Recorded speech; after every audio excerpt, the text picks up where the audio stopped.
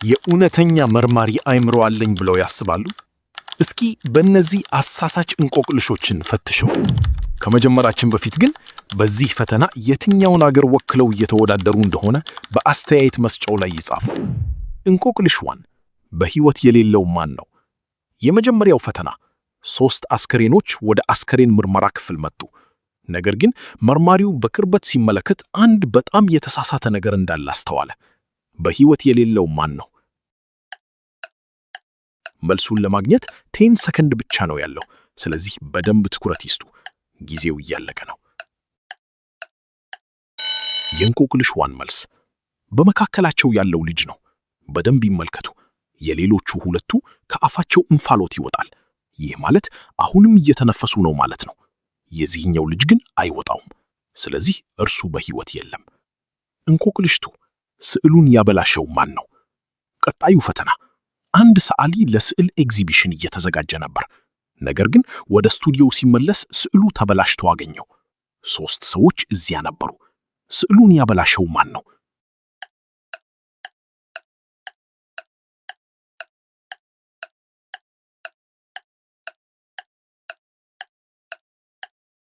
የእንቆቅልሽ 2 መልስ በቀኝ በኩል ያለው ልጅ ነው።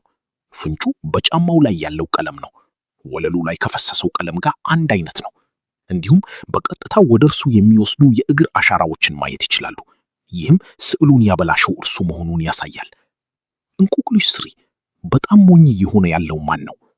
ቀጣዩ ፈተና 2 ሰዎች ልብሳቸውን ካጠቡ በኋላ እያደረጉ ነበር። ነገር ግን እናታቸው ስትገባ ያየችውን ማመን አልቻለችም። በጣም ሞኝ የሆነ ያለው ማን ነው? ሰዓቱ እየቆጠረ ነው።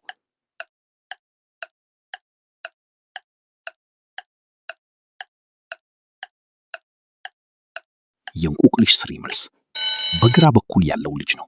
ሌላኛው ልጅ ልብሱን በቤት ውስጥ ፀጉር ማድረቂያ ስላደረገ ትንሽ ሞኝ ሊመስል ይችላል። ነገር ግን እውነተኛው ሞኝ በግራ በኩል ያለው ነው። ልብሱን እንደለበሰ እየተኮሰ ነው። በዚህም በቀላሉ ሊቃጠል ይችላል። እንቆቅልሽ 4 በእርግጥ ድመት ያላት ማን ናት? ቀጣዩ ፈተና 2 ልጃገረዶች ሁለቱም ድመት እንዳላቸው ተናገሩ። ነገር ግን ክፍሎቻቸው ሲፈተሹ የአንደኛዋ ታሪክ ብቻ ነው እውነት የሆነው። በእርግጥ ድመት ያላት ማን ናት? ይህ ከሚመስለው በላይ ከባድ ነው። አንድ ትንሽ ብልሃት ተደብቆበታል።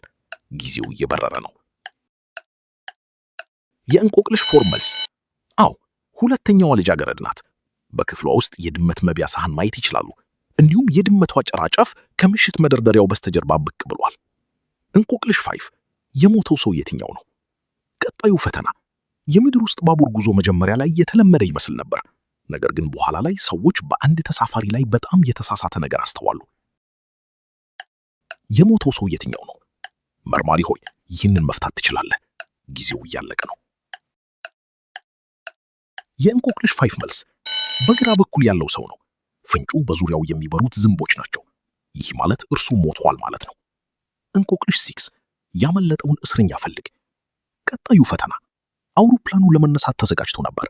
ነገር ግን ከመነሳቱ በፊት ፖሊሶች ወደ ውስጥ ገብቶ ከእስር ቤት አምልጦ የሚፈልጉትን ሰው አገኙት። ፖሊሶቹ ያመለጠውን እስረኛ ወዲያውኑ አገኙት። እርሶስስ ያገኙት ይችላሉ?